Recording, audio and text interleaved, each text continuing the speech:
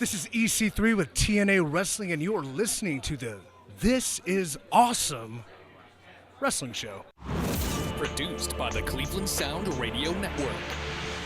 Here is the This Is Awesome Wrestling Show, hosted by Glenn Moore and Steve Guy. It's the holiday weekend coming up here on the This Is Awesome Wrestling Show, celebrating the United States of America's birthday. I gotta stand up now. Put my hand over my heart.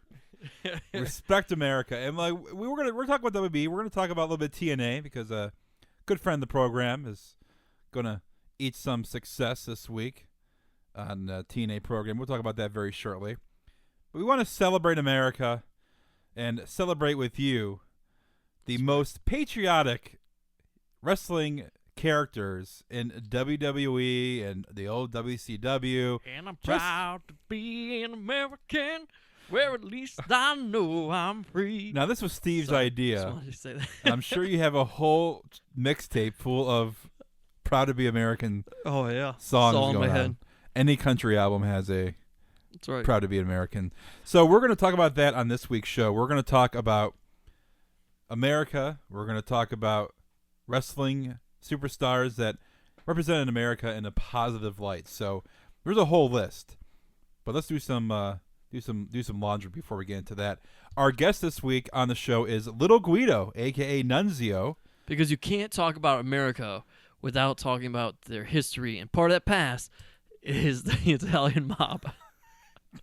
The FBI. The FBI. Full-blooded Italians. Little Guido joining the show. We spoke with him a couple months ago at AIW, and a good half-an-hour conversation with him. So he is our guest this week. Next week, we will have Nick Gage on the show, interview with him, and also AIW's owner, Booker, the man with many talents that wears a ton of hats at AIW here in Cleveland, will be joining us, and he'll be sitting in for the whole show, and we'll be previewing Absolution, which is July 10th here in Cleveland.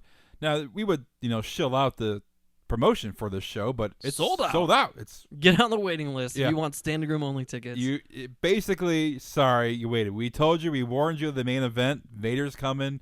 We warned you of the card, but it's sold out. Sorry, and there is a waiting list, but bad Samoa chance. Joe. Oh yeah, EC3 coming to town. Johnny Gargano, the Young Bucks. Young Bucks coming back. So plenty of action for that. We'll talk about with John Thorne next week right here on This Is Awesome Wrestling Show. Like I said, this week we have Little Guido, a.k.a. Nunzio, joining the program. He'll be joining us here shortly. Other notes, we might be having some more guests on the program. Of course, we have an interview with Taylor Hendricks, which will be airing in the coming weeks. We might have a man come on the show that his catchphrase is a single word. That's how we're going to leave it for that, because we don't want to come out and promise you. Yeah, don't make any promises. Yeah, there's some hoops to jump through, but a man that has a catchphrase that's one single word, he might be coming on the show in the coming weeks as well. So plenty of action coming up right here in This Is Awesome Wrestling Show here on CLEsound.com. That actually leaves it open now that I think about it. Because it could be anybody. Could be. I mean, there's plenty of one-word catchphrases. Damn. But it's not him. Come on, now you ruined it. Farouk is coming on the show. I would love to talk to Ron Simmons. I did say damn to him. Yeah, you did. Yeah. And he gave it back to you. WrestleMania. He did.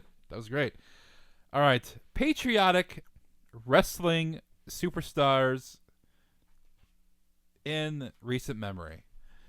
When this is a whole list, we researched this. We spent hours getting this research together, formulating, calculating the top patriotic wrestlers of our generation. Well, we didn't rank them. No, I wrote them. You ranked them? I didn't rank them. Oh, well, yeah. I just It's wrote it part down. of the aura of the show, Steve. Like, we put some thought into this. Like, we didn't think of this before 10 minutes before we started recording. Well, we just didn't rank them. That's all. Well, number one, we already know who number one is. Should we go reverse order, or should we just name off guys? Well, I think we'll debate who we feel what number they are. I think that you, our listeners, tweet at us. Yeah. Let us know what order you think that these people should be in terms of most patriotic. That's a fun thing for this week. Yeah. That's your homework, kids. As you're listening to our show, rank the order of who you think is. Now, in which manner have we ranked them? As in, I haven't ranked them. I just formulated and calculated the. well, which way would you rank Why them? would okay? As in most successful or just most overly patriotic? I think most overly patriotic. When you think of USA, these guys come to mind. Even if they were bad wrestlers. Or not around very long. Or This is the not case for over. one I of mean, them. there's guys on this list that have been way over that are legends, Hall of Famers, and some Yeah. guys on these lists that they wore the USA colors on there. Right. I mean, and they have kind of an effect. There's some guys on this list that I question, but we'll get into that. First guy, Hamad Hassan. No. No. I mean, no. No. But he brought out the patriotism of that time with the crowd and everything. Yeah, but his I mean, character was not patriotic. No, but he brought out the patriotism. When he came on the screen, you were standing up singing USA. I wasn't standing up. Well, Yeah. disrespectful for the United States of America. No, Hassan, not on the list. Sorry. All right. How about Jack Swagger? Jack Swagger on the list. He's your modern day I'm all for America. I don't think he was a patriot though. He's from Oklahoma. He's the real American, Jack Swagger. Doesn't mean he's patriotic. He was the all-American. Daniel Jack Bryan's Swagger. American, but he's not patriot. I don't think. No, but those were his names. Just as Neville's the new sensation, Jack Swagger is sensation. Jack Swagger is the real American, Jack Swagger. Okay. We, the people. He comes out, or at least did, waving a United States flag. That's like low. That's why I said the first one. He's low on the list compared Yeah, to but everybody else. his submission maneuver is the Patriot lock. Okay, so is Cesaro patriotic because he was tag teamed with Jack Swagger? Came out to the same That's music? why it didn't make any sense. Exactly. All right. How about Hacksaw Jim Duggan? Ho! Look at 2x4. And the American flag. at Yeah. Different points. Hacksaw quite patriotic because Hacksaw also played football, as we know, Yeah. and did the All-American football stands, and would take it down that way. So that's pretty American. Yeah, you think? Oh yeah. I feel like when you think about people, wrestlers, and you're like, who is this America wrestler? You think Hacksaw Jim Duggan, because you can ask people that don't necessarily follow wrestling, and they're like, oh yeah. If you ask them this question, they're like, what about that guy who carried the 2x4 and it would have the American flag? And always go, oh, they wouldn't know. Yeah. Hacksaw. And it's when you think of these guys and you think of them as anti-American, it kind of breaks your heart because Hacksaw Jim Duggan, when WCW was fading out and they had Team Canada with I think it was Lance Storm and some other guy, I forget. We should look it up, but I'm not going to. Hacksaw went to Team Canada. He was on Team Canada, and that kind of broke everybody's heart because when you think of America, you think Hacksaw Jim Duggan comes up. So when he changes teams, it's a killer, man. Why did he change teams? Why? Yeah. Because WCW was awful back then, and did it make any sense? I don't know. What do you mean? Like putting a guy from Switzerland on a tag team called the Real Americans? Vince Russo probably booked that. Yeah. I'll tell you what. We go to have you on Team Canada, and they don't know what they're going to do with themselves. How about Lex Luger? The Lex Express. There you go. No. Yeah, definitely not. He had the spandex at one point. So the story of how Lex Luger came to be patriotic, so to speak, they didn't know what to do with Lex. You remember he was a heel for a long time, the narcissist Lex Luger. Yeah. And then, suddenly, how do we get Lex over?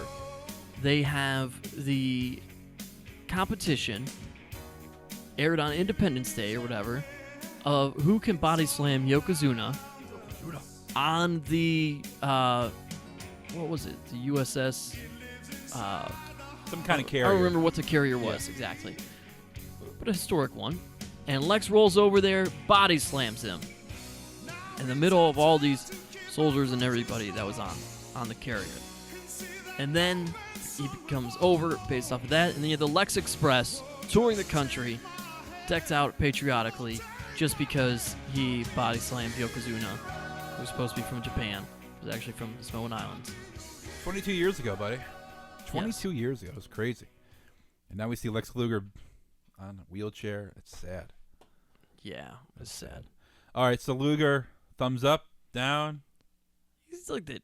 I don't know. You're in between. All right. I don't think of him as being America, though. Just that moment. One guy that comes to my mind, Steve, that when I started watching wrestling back in 96, the Patriot. A man that should have had a longer run, and you said it before the show that we thought was going to be WWE Champion, feuding with Bret Hart. The Patriot, I mean, that was USA versus Canada. The Patriot versus Bret Hart. Boom, colliding, flags all over the ring. I mean, the Patriot, he was the man. He was. Right before it converted from the new generation to Attitude Patriot, he was the man. He was in sweet shape, too, man. Jacked. I remember he was jacked, all cut up. Well, I was like, whoa, look at this reason guy. for that. Well, yeah, absolutely. But, you know, he was just, man, he was jacked. You're like, oh, yeah, this is America, all muscular. They're going to beat your ass, Bret Hart, your sissy little sharpshooter, your leg lock. Get out of here.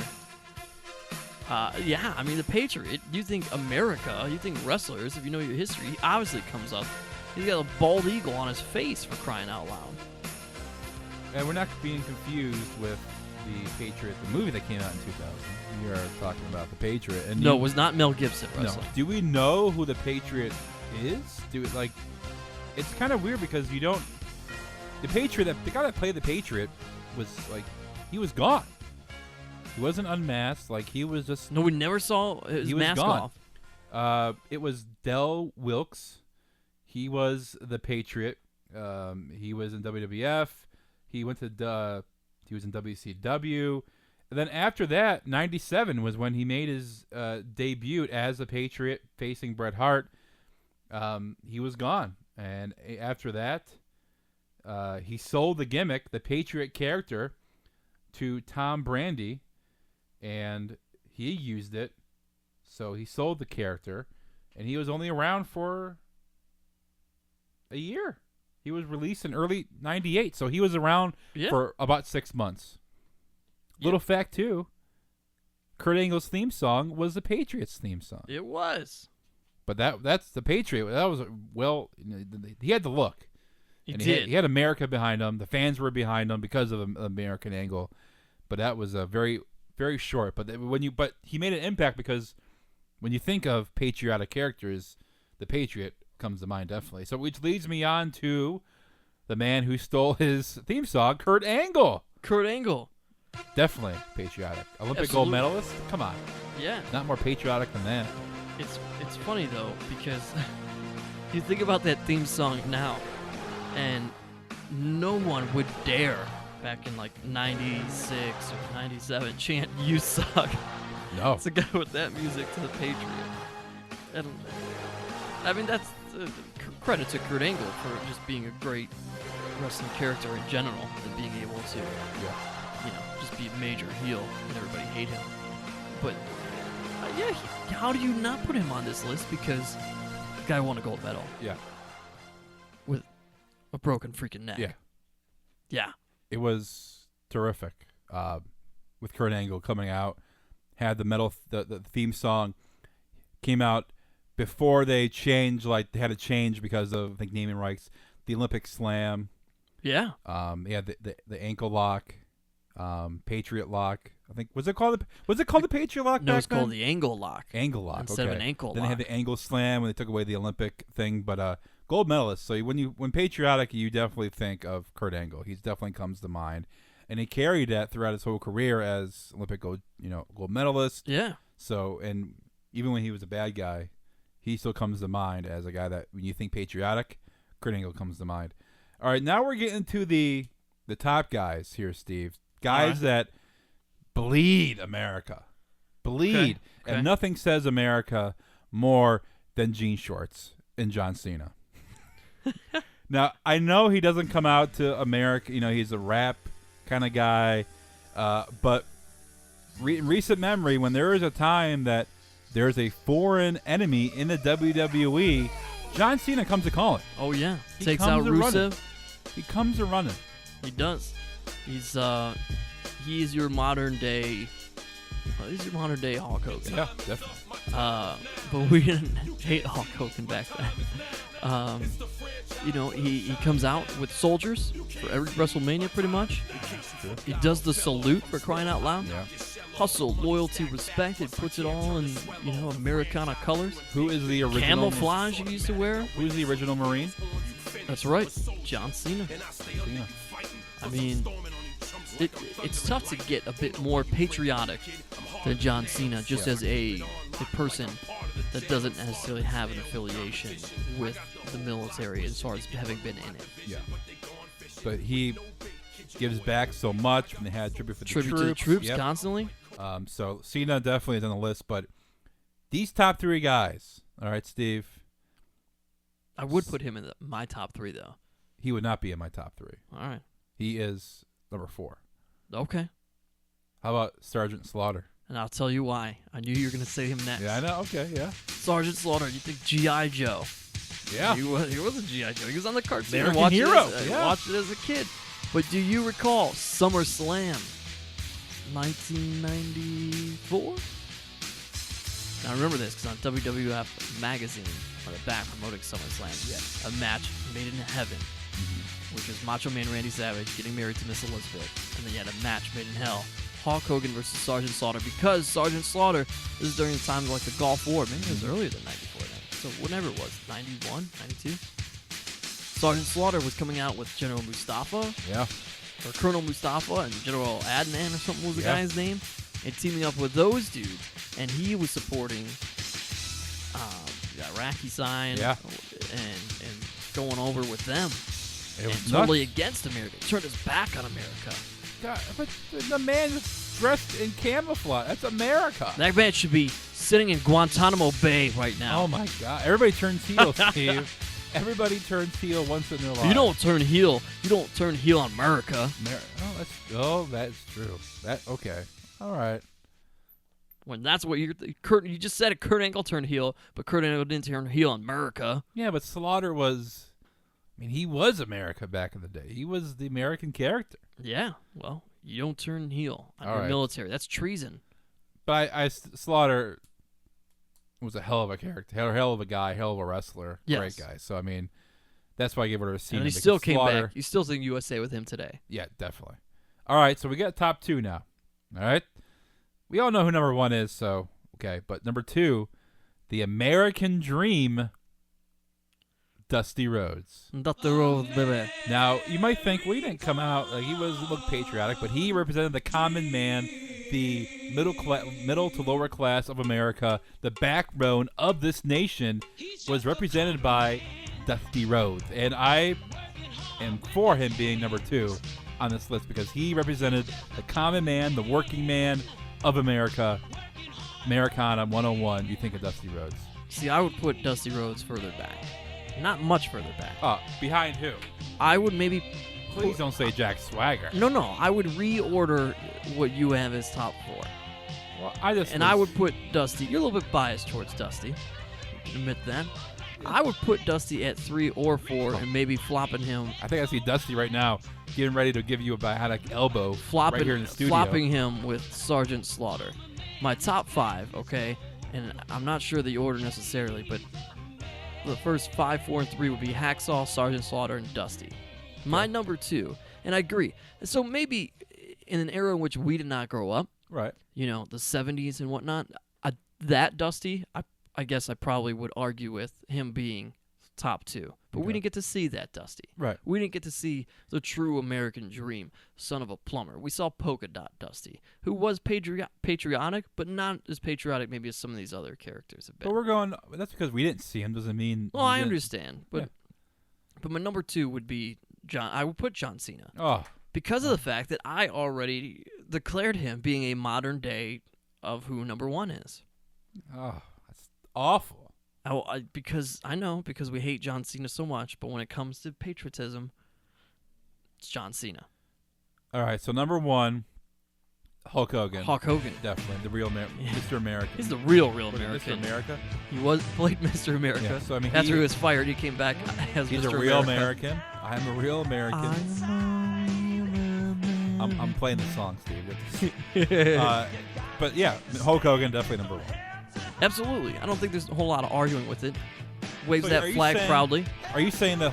I have a Hulk Hogan yellow T-shirt that has like Hulk or something on it, and then it's the American flag.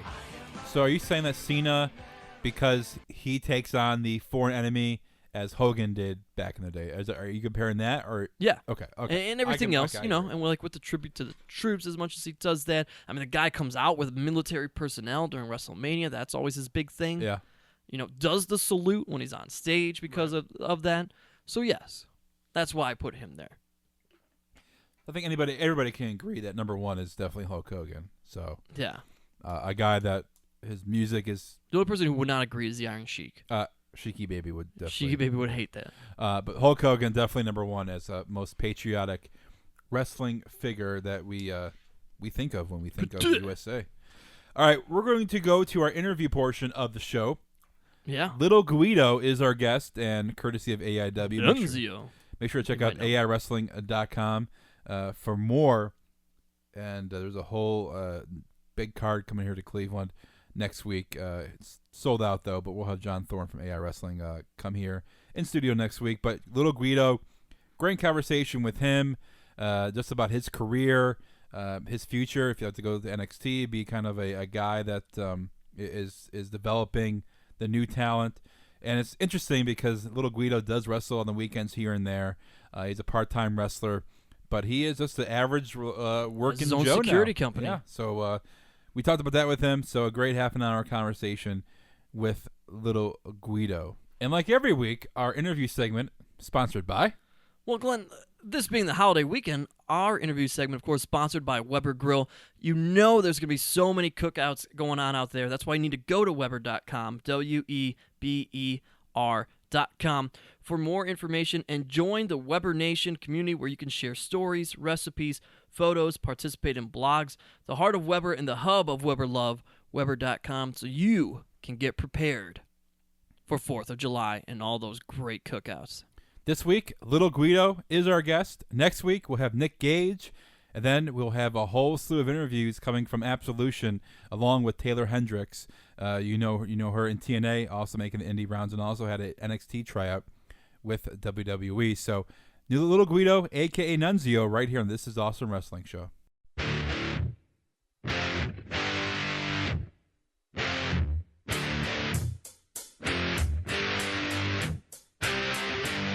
Right now, This Is Awesome Wrestling Show. A very special guest right here. Thanks to AIW for letting him come on. He is a two-time ECW World Tag Team Champion, a two-time WWE Cruiserweight Champion. You know him in ECW and also WWE as Little Guido and also Nunzio, joining us right here. Thank you for joining the show, man. Yeah, thank you for having me. I love those introductions.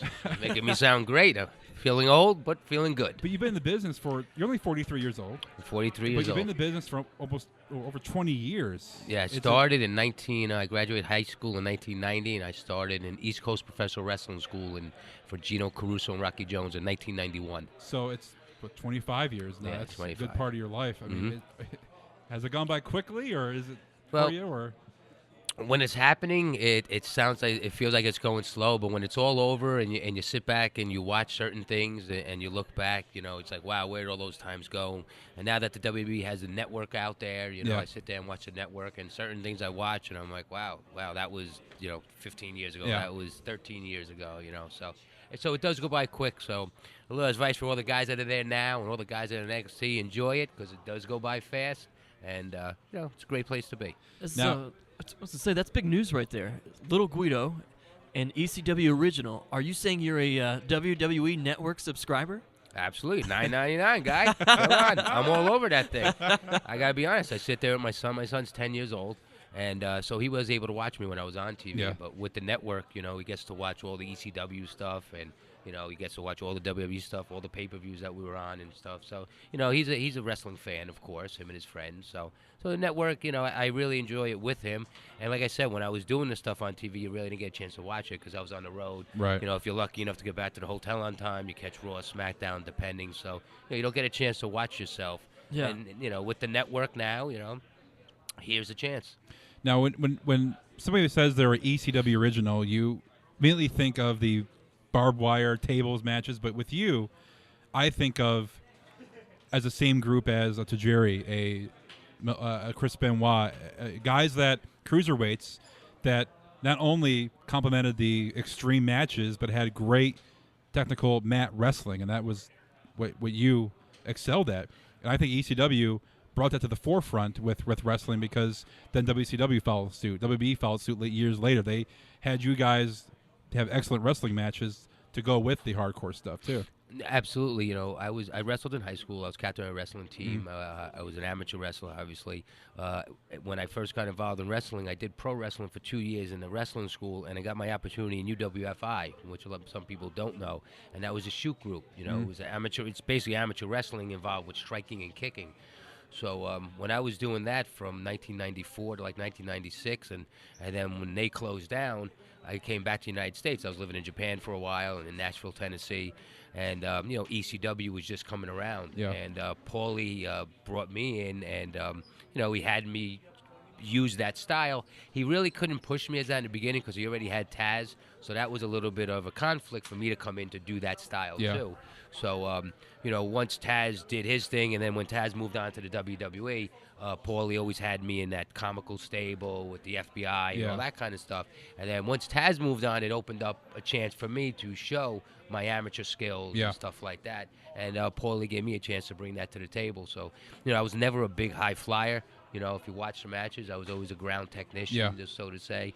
And then we started playing off the UWFI stuff. You know, Joey Styles would say I went to Japan and all that stuff, which he didn't say that too much while Taz was there because that was his gimmick at the time, you know. So, yeah, so, I mean, but I think ECW definitely originated a lot of the mat wrestling. You know, I mean, some guys may be getting mad that I'm saying that right now and say, no, this place originated, you know. No, I think, you know, I really believe ECW revolutionized the business, changed a lot of the business, and gave a lot of guys like myself, smaller guys, opportunity. You know, and it was a place for guys, if they didn't know how to be used in WWE, they brought them to ECW, got them going a little bit, and then moved them on up. So. It just wasn't all for blood. I mean, ECW, people think, oh, it was just about blood and barbed wire matches. It was more than that. It was a culmination of those kind of matches, but also great mat. Well, absolutely. Too. If you watch the ECW TV, that's basically what they showed a lot. Chairs, you know, everybody get hit in the head stuff. But if you ever went to the house shows, non-televised events, not every match was like that. You would get one match like that with New Jack and, you know, a couple of the guys would be the hardcore matches. And then the rest of the card was filled with real good, you know, submission wrestling, amateur wrestling mixed in with, you know, with the hardcore stuff. So you're absolutely right when the fans, they always, you know, if you watch the TV every week on MSG at 2 in the morning, all you saw was the blood and guts. But if you were a true fan and came to the house shows, you would see a lot more than that. You know, before we started here, you had said, you know, not going to shoot on anybody. The business treated you good. And then you just mentioned about, you know, you knew how to get used by the WWE and you knew what your role would be. Nowadays, it seems like a lot of fans just clamor to a guy and then they want something more. You know, you see a smaller guy like a Daniel Bryan and everybody's like, oh, well, but we love this. Yes, we love this, and then we want him to be a champion. Do you feel like sometimes the fans it's too much of their fandom, I guess, that's kind of getting over and dictating things, and that maybe like your era was a bit more realistic? Look, the smaller guys are doing smaller guy stuff against smaller guys. It's not that here's this guy 170 pounds and he's going to easily beat a guy that's 250 pounds. Right. Well, I think in the 90s, ECW definitely helped a lot of the smaller guys like myself, and I think that helped guys like Daniel Bryan and all them guys. I mean, honestly, I got to be honest, I remember Daniel Bryan had a tryout in 2002 versus me in Texas, and Miss Jackie was actually the referee. And now Daniel was wrestling for Ring of Honor, I believe, and all that, and he was great. The time just wasn't there for him. The time wasn't right. He was a great wrestler then, you know, but, you know, the time wasn't right. And as time went on, he really became a big star in Japan and Ring of Honor and really worked his way up where, you know, the WWE had no choice but to give this guy an opportunity. And when they did give him an opportunity, he even capitalized on that and moved himself up the card and, you know, became the world champion. He did, I mean, I'm embarrassed to say, he did a lot better than I did in the WWE. But as time went on, the business changed, and as it's changed, it's bringing in a lot of smaller guys. And if you watch the NXT show, you see a lot of great guys down there, and a lot of smaller guys that they're going to be great competitors in the WWE, and they're running that show good. That's like its own independence, And you know why I think it's working? Because I think they didn't plan on that happening. I think they had the developmental like they did Deep South and Ohio Valley and stuff like that. And then when they got the NXT, they kind of just treated it like almost the same thing, but it kind of like grew into its own. And what it is now, it's drawing like 5,000 people at these shows. So NXT I feel is more than a developmental system right now. These guys are famous already and known before. Before that when I first started in WWE with Deep South Wrestling, you didn't know who those guys were when they started in WWE. Right. They never showcased them. They never put them on TV or anything. Now those guys are on TV, so when they show up in WWE, the hardcore fans, not worldwide, but a good amount of people know who these guys are. So I think the NXT actually developed into more than just a developmental system for the WWE. And, I'm a fan of the wrestling business, so it's doing good. And, it's giving everybody an opportunity, and I'm glad it's giving the smaller guys. Yeah. It's giving everybody a chance, WWE always used to be the world of the giants. I started watching it in the 1980s, and there was nobody our size, right. So... of course, I'm a smaller guy. I'm happy with the way things are developing, and I'm enjoying watching those guys. ECW, obviously absorbed by WWE, that whole angle in the early 2000s. But you were there from basically the start, for 6 years, 95 to 2000, 2001. Do you sit back and think maybe you guys could have a longer run if some business decisions didn't happen or whatnot, or did it end the way it should have ended, basically? I wouldn't say it ended the way it should have ended. Yeah. But I think it could have went a little longer. I mean, I've talked about this. Sometimes you feel like you're beating a dead horse, talking about what could have happened, what should have happened. Yeah. No matter what, if it wasn't for the ECW and Paul Lee and Tommy Dreamer, I would have never got the opportunity to go to the WWE. So, I have, and I'm not just not saying it. I mean, it's helped me, so I can't dog it. I think it could have went longer. I think Paulie may have been a little burnt out, and I do believe he tried to keep it going. I mean, nobody really knows. Nobody, everybody has their thoughts, but you could sit here and twist your brain around and see what could have happened. I guess what I'm trying to say is, it's more PG now. Yeah, stuff that probably could have gotten away back in the 90s or even early 2000s. They don't do it anymore. So maybe ECW would have went on to the middle 2000s. Do you think it would have survived the way that people are now? Well, that's a good point violence? what you're saying. Just like WWE went into the Attitude Era, and they had to put the brakes on. They were doing some crazy stuff there. Yeah, and now the PG area, it's all family. Right, it's totally no blood. different. Yeah, right. Yeah. So I think you're right. I think, even if even if ECW didn't close down, it closed down in 2000, actually. Yeah. I remember I lost my job. Not 2001. I went to WWE in I'm thinking of the invasion angle. And right. all well, that. we did the invasion and all that stuff. Yeah. Right. But I think... I think sooner or later, if it did last another year or two, it would have had to fade out because they would have had to water down the product. Yeah, adjust.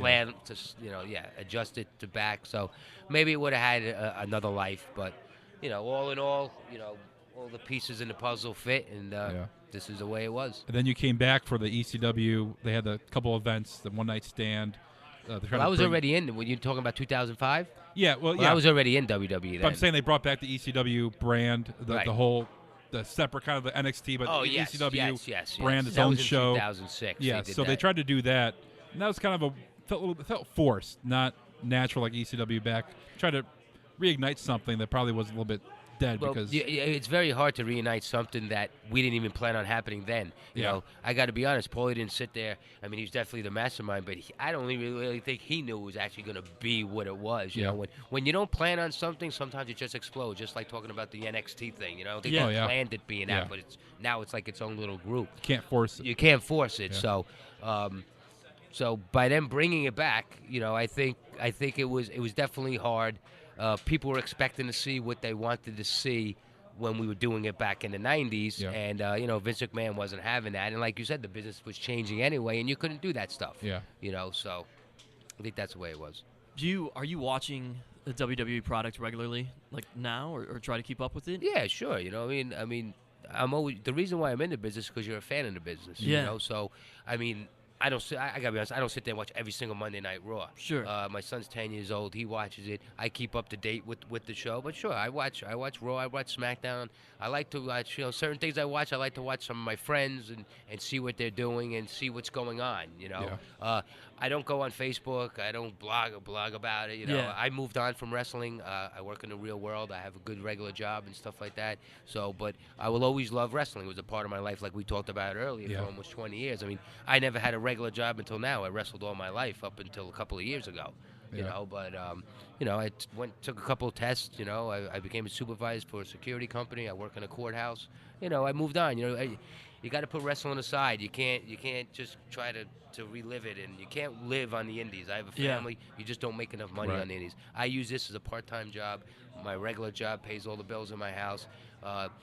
In my regular, actually, wrestling's helped me there because a lot of people that gave me my opportunity in the real world were fans, and they only gave me the opportunity because they were fans. But I think I won their respect, meaning I did well in that job, and I moved myself up the ladder. It wasn't like I got the opportunity because they were fans of mine, but I think I proved to them that I could do the job that they're having me do. Yeah, I was just going to ask a question. You go by your real name and you have your job outside wrestling. Do they say, "Hey, are you Little Guido?" Absolutely, because the building that I work in, it takes a little time. When I first started there, nobody would approach me, but all the time. Yeah. Now everybody knows who I am Yeah. there. They all, and even the people who didn't know who I am, other people tell them, who that guy is over there. Then they come talk to me, and with the network and stuff like that, even with the internet, all I got to do YouTube. is I just tell them, I say, I don't get into too much. So Google my name. I don't got to tell them who I am. Yeah. Because I don't like telling you who I am. Yeah. If you're a fan, you come up to me in the airport, I'll talk to you about wrestling. I don't like when somebody says, "You know who this guy is?" and the person says, "Oh, did you wrestle John Cena?" I don't want to have to tell you who I am. Yeah. If you know who I am, I'll sit there and I'll talk to you for hours. Yeah. But I don't want to have to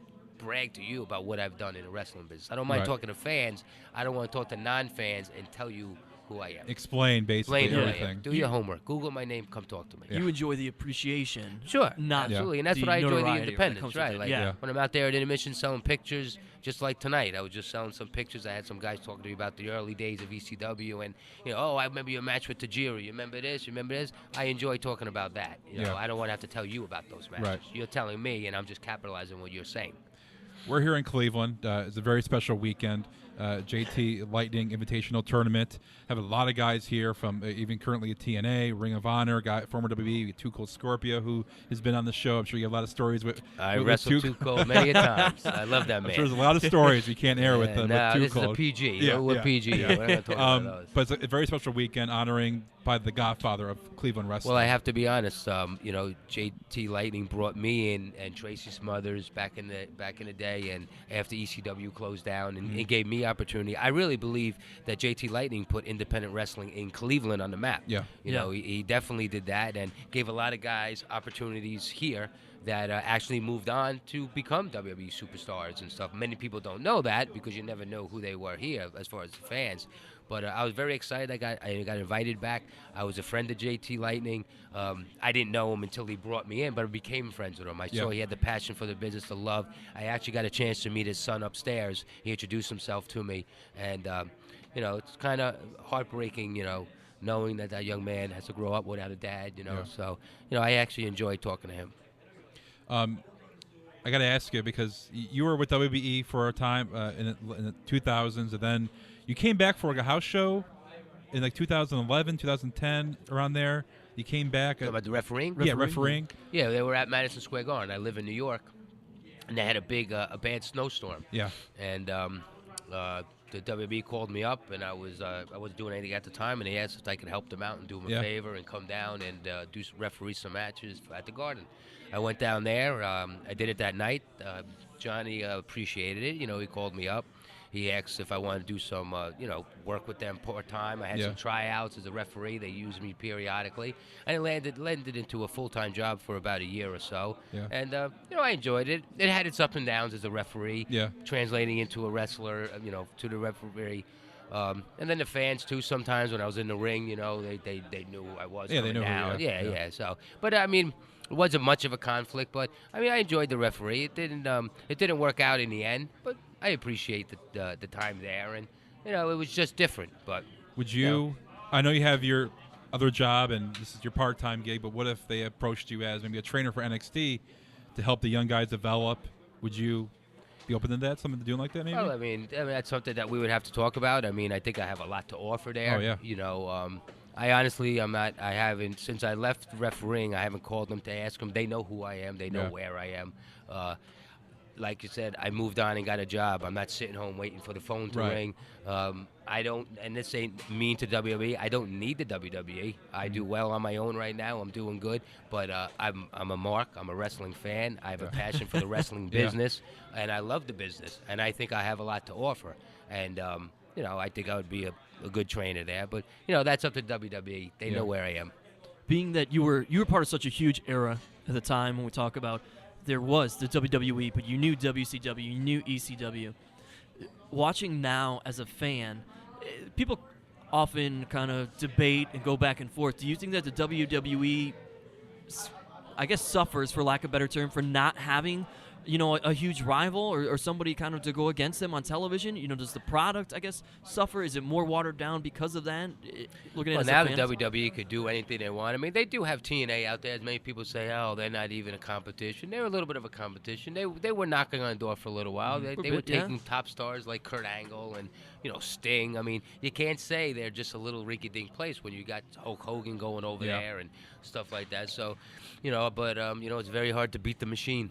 The Yeah. WWE became a machine. Vince McMahon had a hell of a vision and created this monster. And so I think it does lack a little bit without competition. And that's why I think Vince brought back ECW and other things to try to make competition, because they tried to make it like ECW was not WWE, even though it was under the same Yeah. banner. But Yeah. you know, it's very hard because smart marks know it's all the same company. Right. You know? Yeah. So it's hard for it to be an angle when the people really know that it's not. It's not, yeah. You know, so, but you know, Jeff Jarrett's got something going on. You know, maybe he'll wreak some havoc out Yeah. there, and you know. But I definitely think if there was other places, you know, actually if there's other places to work, it makes it better for the wrestler, because then they have bargaining power and they have Sure. leverage. And right now it's like, oh, if you don't want to go work for WWE, go ahead, go work for the nickel and dime indies, Yeah. which. You know, so WWE kind of got you by the balls. Yeah. You know, if you want to go back. I'm actually glad when I was in the heat of things and younger, there was a lot of competition. Yeah. I think it's a lot harder for the guys now. And, you know, I feel for them. But, you know, now you get, like we said, the business changes. Yeah. So the guys today can't do what we did back in the day to get to where you want to be. Especially now with NXT, they're scooping up all these great indie talents to where maybe TNA and Global Force, they can't go out and recruit young guys and develop them themselves, because WB is that monster, is that machine that with NXT now, their indie all-star team, they're scooping up all the good talent, and what's left for, you know, What's left for the Global Force? independents? Yeah, You yeah, know, there's really nothing left. Yeah. I mean, but, you know, that's what Vince McMahon's a smart man. yeah. Bought WCW, bought ECW, and, you know, there's just nowhere to go. Before we let you go, we always ask this question to a guy that's established and has a very good history. Your initial meeting with Vince McMahon, what was it like? And usually there's funny stories. Some aren't funny, some are funny. But what was your initial meeting, first meeting ever with Vince McMahon? It was quick. It was Paul Heyman is the one that. Actually, I'll tell you a story. I'm not going to exploit it. I was sitting when ECW closed down. Yeah. Paulie was pushing to get me a job in WWE, and he was telling me for a long time, "Oh, it's going to happen. It's going to happen." It never did happen, and you know, it took a couple years, and I was actually in this place called Janine's, and I got a phone call from Paul Heyman, and I answered. I haven't talked to Paulie in now a year, and I believe he was trying for me. Yeah. But you only could do so much. He Right. just left. He was the announcer there. and, Yeah. you know, when I worked in ECW, I worked behind the scenes. I did the merchandise with Dreamer and Devon. I became good friends with Paul. I knew his mother and father, and you know, I had a more than a business relationship with Paulie. So I think Paulie wanted to take care of me. I just don't think he could have done it in the very beginning.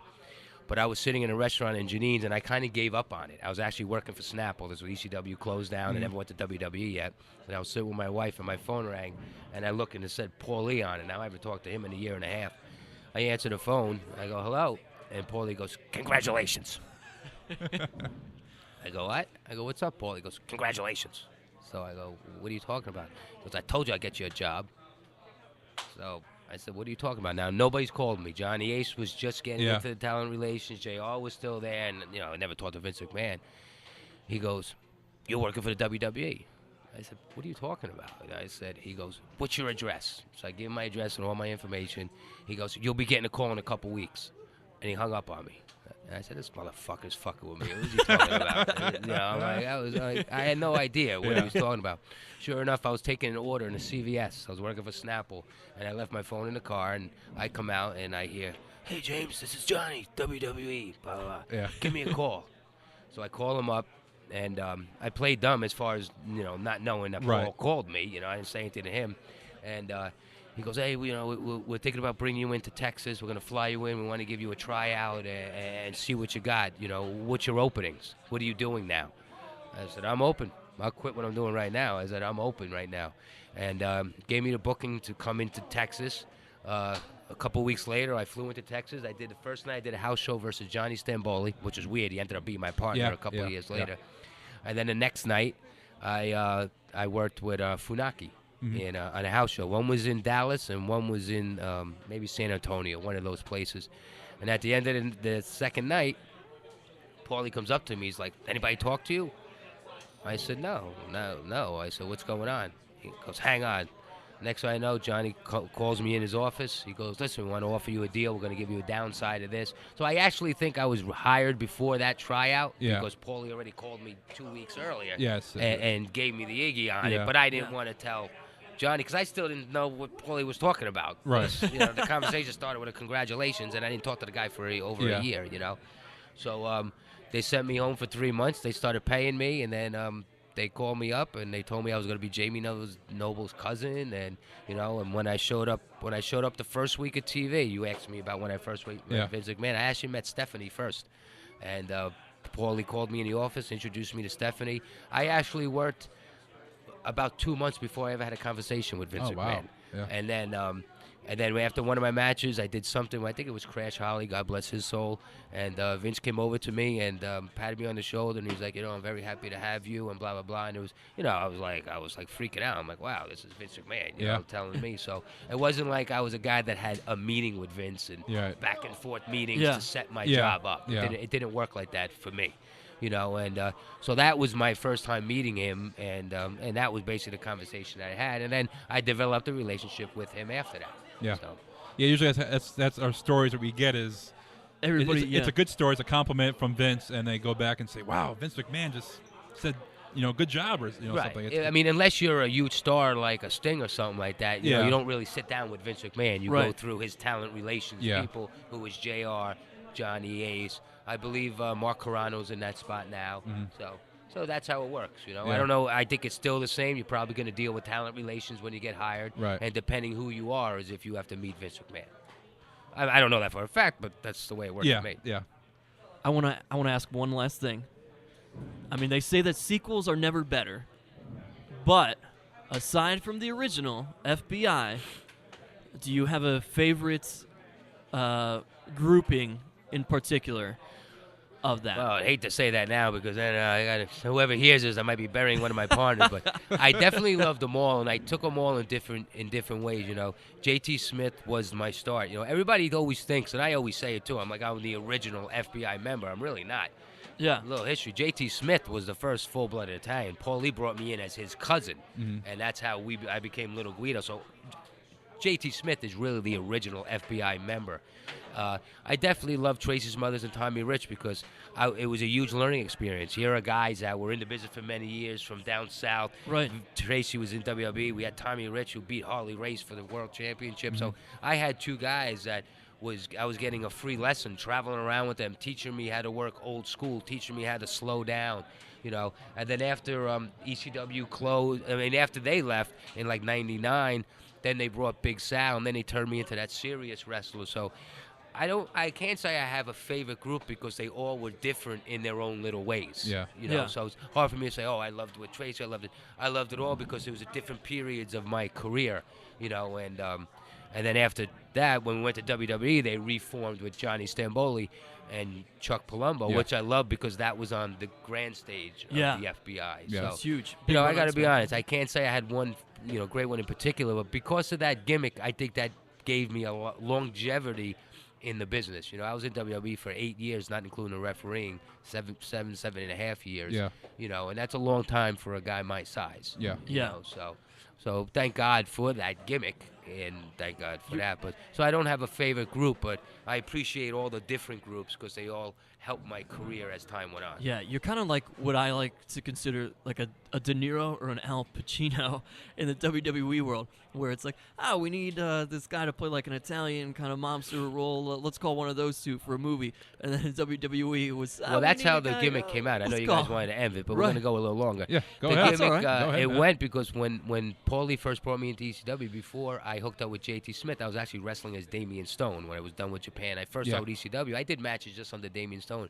And every time at the house shows, Paulie would always say, "Hey, you remind me of a Joe Pesci. Joe, you're like a little hyper guy, small guy, but you want to beat the world up."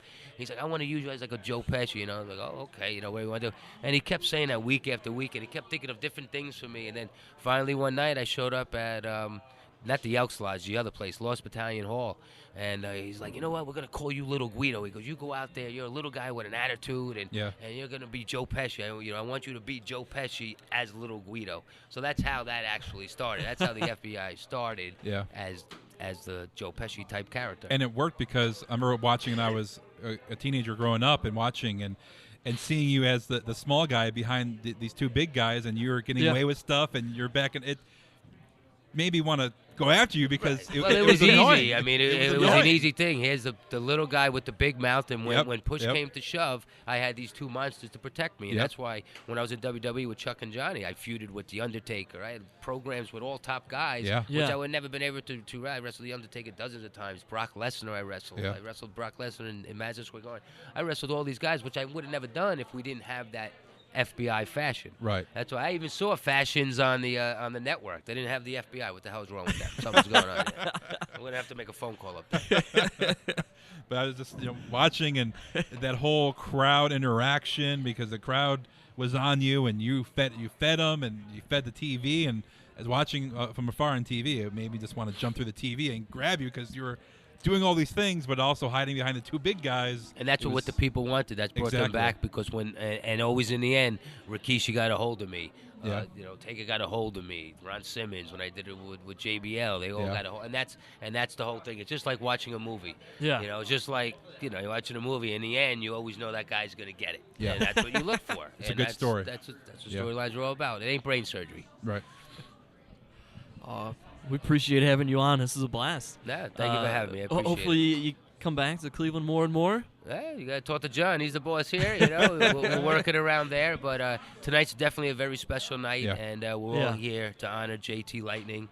And it's an honor and a pleasure. And I'll be honest, I don't ever say I don't do it for the money, but I definitely gave them a nice price because it was for JT Lightning. Yeah. So. Two-time World Tag Team Champion in ECW, two-time Cruiserweight Champion, Little Guido Nunzio joining us. We appreciate your time. Thank you. And we love watching you. Love watching you growing up, and love watching you in WB when I was watching in 2000s, and always appreciate watching you work, man. Yeah, thank you for having me.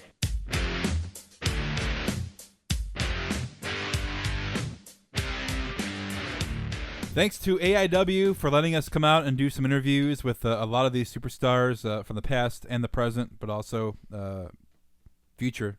Like we'll have Taylor Hendricks on in a couple of weeks, Nick Gage next week, and we'll be at Absolution, AIWrestling.com, the website, on July 10th. We'll be out there.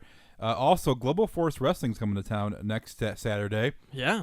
Johnny Gargano will be wrestling for them that day. So leading into now Global Force Wrestling into TNA. And if you're listening to this now, this is released Tuesday night, Wednesday morning.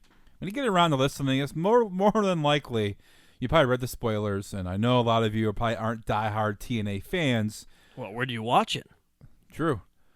A good friend of the program, a man that we see wrestle for AIW when he comes to Cleveland, a man from the Cleveland area, becomes TNA champion EC3, Ethan Carter III, a man that this is his first singles title with TNA, with WWE. I mean, this is his first title.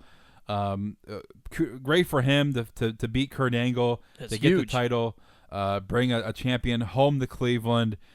He will be in town for Absolution. He's bringing that title with him, too, on July 10th. So you can get to see that as well. But great to see him finally get the rightful championship. He has improved so much from his time in WWE. He's found his niche. He's found his character, his persona that fits him. And he's wrestled the likes of Sting, Kurt Angle. He's had some great matches, some great feuds. And, he's now champion. It's great for TNA. Anybody who's been to AIW goes there and watches, and to your point about the persona and everything, he has become that guy that people just love to hate. Yeah. But with respect. I always mention it, my favorite EC3 move ever is any move that he does when he yells at the crowd, "You want to see something extreme?" Yeah. And it was like, "Yeah!" And he just gets them so fired up like he's going to do something awesome. He just puts a guy in a headlock. Yeah. Great heel move. But the taping was last week. It airs Wednesday, today, yesterday, whatever you listen to this. But EC3 is the new TNA champion. Now, there was a lot of questions surrounding TNA, and I know we haven't got to WWE talk, and, well, Raw was the lowest rated, least viewed Raw in the last 4 or 5 years, Snorefest. But with TNA and Global Force Wrestling, Jeff Jarrett came back to TNA. He's the king of the mountain. He won the main event for Slammiversary. There's guys leaving TNA to go to Global Force. It's very confusing, and there might be an invasion angle. Jarrett might buy TNA. Dixie Carter might be out. I mean, there's so many questions, Steve. It's very, very confusing, and it's unique, but it's still very confusing about what's actually going on. If Jeff Jarrett buys TNA, he's basically just buying it back. Yeah. Right? It's his own baby, yeah. Yeah, Jeff Jarrett started a wrestling promotion to leave it and start another wrestling promotion and then get his old one back. Yeah. But whatever, good for him if that's the case. And the invasion angle, I don't understand. To build more publicity for both of them? It's the same guys. To do that with a company that you're supposed to really be competing with, I don't necessarily get it. And where does that go? Because nobody has an interest necessarily in either of them right now. And yeah, like you said, it's the same guys. I just don't know what that's going to pull off or muster or do. But, I mean, we'll see. I think they do have incredible people on both of these rosters. And I'd like to see more. I wish they weren't on a TV channel that, 7% of America gets, or whatever the number is. Yeah. Or in EC3's case, 1%. The 1% of America. He is the 1%. Yeah, but nobody can watch it. They do have Ring of Honor before TNA, so it gives some pub to Ring of Honor, which puts on some amazing programming. But you're right, Steve. I mean, who can see this? Who can see? I mean, he has to come up with some kind of major deal with a major cable provider or a channel, because they have to get more eyes on the product. And if not, he's going to be in the same boat. What is he going to do? Leave Global Force to start anew? Yeah, I mean, Ring of Honor has been, for all intents and purposes, lack of better terms, the top of independent wrestling. It is a promotion. It is one of the top promotions, but essentially they are an independent one. And they've gone underground for so long. They've been successful at it. So them being on Destination America now only helps them. Right. It's not a step back like it is for TNA, where they're on Spike TV. Pretty much every home that has cable can get Spike TV. You're not getting that with this new station. So it's a step back for them. And yeah, again, I don't know what having GFW really does for them. Maybe Jeff Jarrett can take it over and help them out and do bigger, better things. Where's Eric Bischoff when you need him? I don't know. He was helping for a minute. He's gone. Hogan was in charge of creative for a minute, which is a terrible idea. Russo was a secret contributor for a while. Something. They just need... I don't know. I don't know what the answer is. They just need... I don't know. But one That's of these... basically what TNA is. Yeah, but one of these promotions needs to be the answer. As a fan of wrestling, right, one of these needs to step it up and be the answer to the competitor for WWE. So that, as WWE fans, we get a better product there. And you can't do that without a major TV station giving you the time. Right. Well, Glenn did call Monday Night Raw Snooze Fest. Listen, if you haven't watched it yet, but you have Hulu or you have it on DVR, still go back and at least watch the Cesaro John Cena match. And I know it's John Cena. You're like, oh my God, Cena again. But man, what a freaking fantastic match. That was phenomenal. It was a lot of fun to watch that. And I still love the fact that while I want Kevin Owens to now beat John Cena, I think I will miss John Cena having a new match every single week and just watching how good those matches can be. Please do me a favor. Do not go on Hulu and watch that match. Go on YouTube and watch that match because they blur out a great moment of the match. And if you watched it live, they actually cut it out. They put the screen black when it happened. Cesaro was giving Cena some kicks, some punches when Cena was on his knees. Cesaro gives him the double bird right in Cena's face. And there's video of it on YouTube when the foreign channels didn't blur it out, but they did blur it out on the USA Network. It cuts out for a few seconds. Yeah, because Cesaro gave Cena the bird, which is it's awesome because you don't see that nowadays. Right. But Cesaro gives Cena the double bird. They cut it out, but I'm sure Hulu, they definitely cut it out on Hulu. So go on YouTube and watch the TSN version. From Kevin Owens being on commentary during the match itself, a lot of fun, that whole thing. I mean, largely enjoyable. At least that was. It was like a pot that was very, very dirty, and it's like the one clean spot on the dirty pot. That's what Cesaro was compared to the whole episode of Raw. And if you wanted to have a fun match, you still have the 4-on-4 tag match with Lucha Dragons. Love the Lucha Dragons. The primetime players, the New Day plus Bo Dallas. Who doesn't love that team up? I wish Bo could clap. The lowest rated, least viewed Raw. Yeah. In the last 3 or 4 years, it is kind of excluding holiday shows. Even the one Snow Day Raw got a better rating. Huge better rating than this Raw. It's awful. And I think that this is what we need out of TNA or Ring of Honor. Someone needs to step up. Someone needs to step up the game here. Come on, Turner. Step up the game. No game this week? Was there a game this week? Me? Did we see Triple H this week? No, we did not. No Triple H? Did not see him. I do want to throw out there, though, as we're talking about the Young Bucks who will be at AIW next week on SmackDown. Yeah. One of the Usos, whichever one's not hurt. I think that's Jimmy. I think so. Sorry, Jay. Jimmy is filling in on the announce team while Byron Saxton leaves after Raw because he does. God, Saxton's terrible. Tough enough. Jimmy Uso mentioned Super Kick Party. Yeah, I heard about that. I thought that was great. I was like, oh, look. But where are the Usos? Down to the Bucks. Yeah, but Young Bucks would be way more popular than whatever the Usos. I just love that we were talking about Super Kick Party. But anyway, yes, we need a competitor for WWE, and that's what we've talked about. Does WWE split up? Again, my argument is always split up SmackDown and Raw again. Do it. Watch the brands compete against each other. We've heard from guys like Kurt Hawkins, or now known as Brian Myers, his actual name. We talked to him, and he said, man, it was much more competitive then, and it was more fun. The wrestlers felt reinvigorated, and I think they could still do that. And a lot of that, to me, too, was seen in, we watched Jack Swagger just get crushed last night. Yeah. He was a guy who was a huge part of WrestleMania 2-3 years ago, and now he's just getting squashed. I mean, why? What? Because you don't have enough to do with these guys. Split it up. Something. I don't even think the writers know what they're doing with any of these guys. The fact that a guy like Drew McIntyre, who was stuck in 3MB for so long, can roll into TNA and have a huge impact there because he is a phenomenal wrestler when given the opportunity, it's terrible.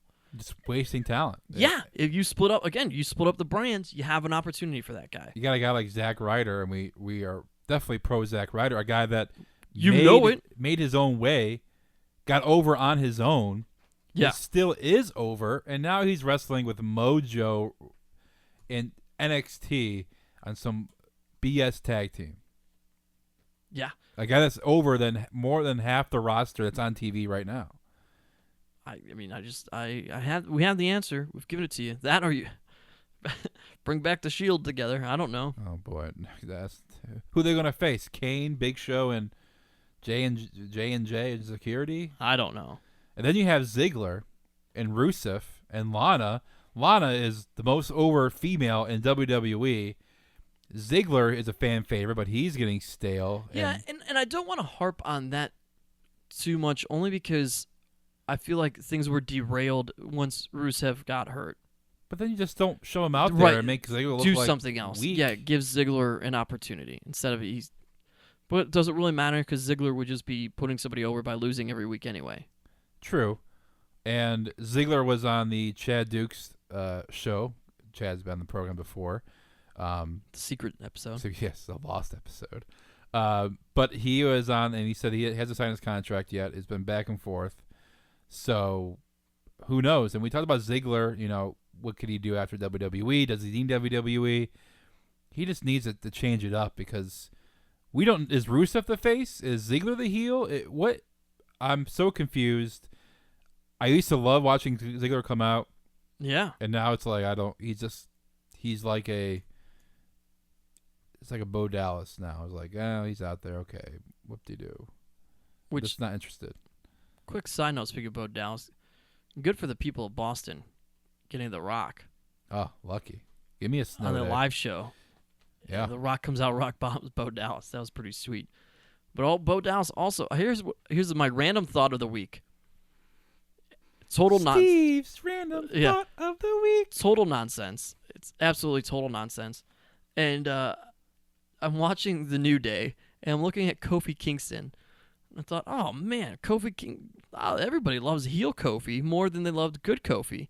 And I thought about how colorful Kofi was when he first came in. I was like, oh, if only they could have had a guy who was very colorful in everything that he was wearing in his outfits and super excited and super exuberant, just become a heel and then go over. I'm like, I don't know if you've ever seen that before. And then I thought of like, oh, Kofi's basically like The Rock, but they took way too long to make him a heel. Speaking of Kofi, Steve, are you going to get up at 5:30 a.m. on Saturday No, to watch WWE Network? probably not. You're not going to watch it? The live show from Tokyo, The Beast in the East No. show. If it's on the network, I'll get to watch it later. It's Brock Lesnar versus Kofi Kingston. Oh, You have Owens facing Finn Balor, so you have that match. It's a that's live a sweet show. match, I'm sure. So it's going to be 5:30 a.m. Eastern Time, 2:30 a.m. if you're out in California. I'll get up for that 5:30 to watch a show from I might Tokyo. be just going to bed, so maybe. It's going to be great. So I'm looking. Yeah, so you have Lesnar versus Kofi Kingston, which is Yeah. very unique. I mean, it's a long holiday weekend that I have, Yeah. so I might be. Maybe tuning in. Yeah, I might be just getting ready to go to bed and be like, oh. Oh. Man, I have to stay up another half hour. I can Yeah. watch all of this stuff and.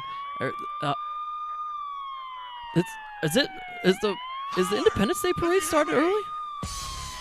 Is that what's happening out there? I swear,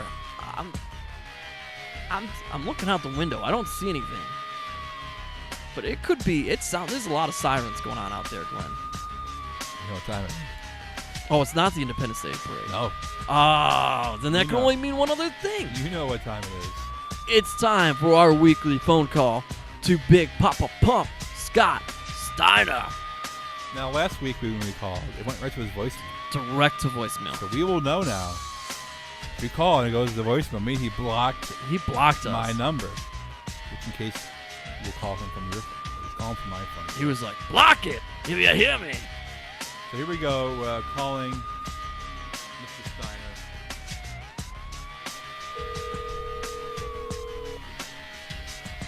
Your call has been forwarded. No answer from Mr. Steiner this week. Well, at least we know that we weren't blocked.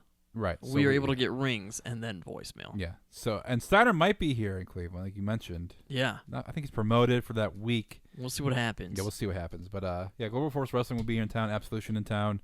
So a lot of things going on wrestling-wise here in Cleveland. Next weekend, we'll have John Thorne in studio next week. Nick Gage interview. Little Guido is this week. Go back to iTunes.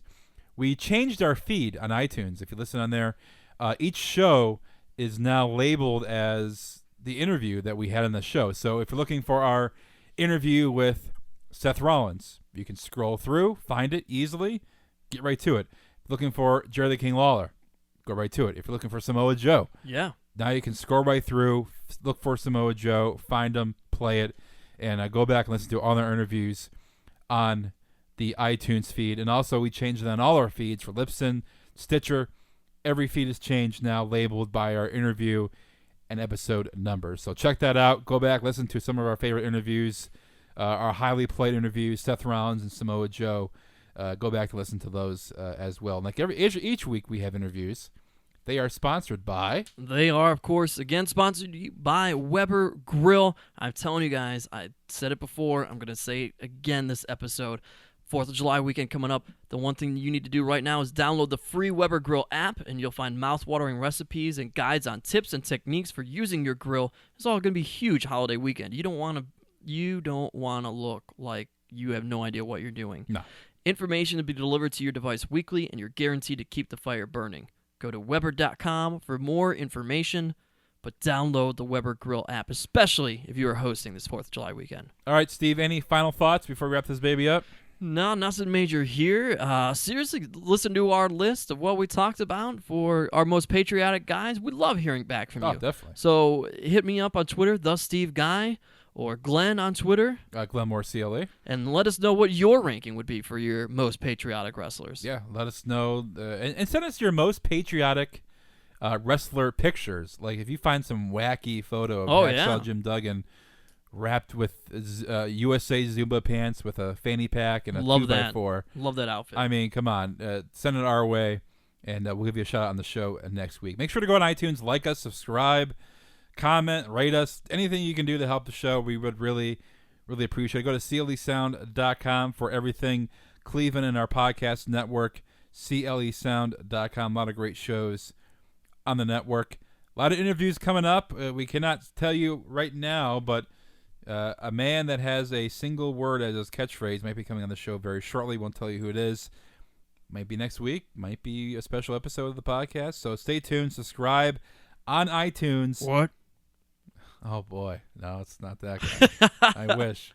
But make sure you subscribe. And if once we upload a new show, you're notified. And you can listen to us while you're working out in the car, while you're getting lucky, while you're whatever you do in to the listen, shower. Whatever you do, listen to our show. We really appreciate it. Taking a poop. Stay safe this weekend. That's right. Don't drink and drive. And be safe around those Weber grills. Yeah. Don't use extra lighter fluid. You don't need it. You don't need it. Not at all. It makes your burgers taste like crap too. It does. You don't want that. Seriously, download the Weber don't Grill be app. that guy that sprays the lighter fluid while the food is on the grill. Oh, don't be that a-hole. Don't be that jerk. So stay safe out there. Be responsible. And like I said, if you drink and drive, find a ride. Uber, Lyft. If you drink and drive, find a ride. It's a little late. If you drink, find a ride. Don't drive. If you're going to drink and drive, don't do it. Do not do it. Don't. Find a ride. If you start doing it, pull over and get somebody else. And pull over. If you're feeling tired, pull over too. If you're feeling tired, pull about. That's good too. Yeah. Thank you. Yeah, you should pull over. Driving long ways to Grandma's house for 4th over of the July, river and through the woods. Pull over. All right, we'll talk to you guys next week, right here on This Is Awesome Wrestling Show on CLESound.com. Happy 4th of July. Stay safe.